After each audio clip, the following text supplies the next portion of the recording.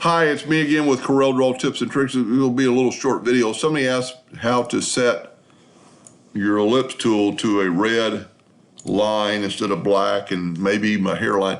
And I've got a video on that does the whole thing, but I wasn't very clear.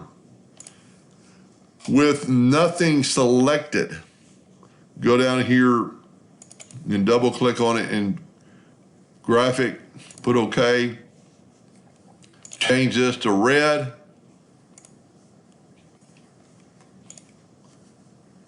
Change this to hairline and hit OK.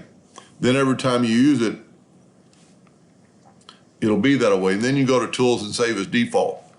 But that, let's just do it differently. Let's make it black. And if you're a laser engraver, you want to use RGB. And I'm just checking that X. And let's make it 1 point. So now every time I draw the ellipse, it's black and 1 point. So with nothing selected is the big key. Graphic. Red.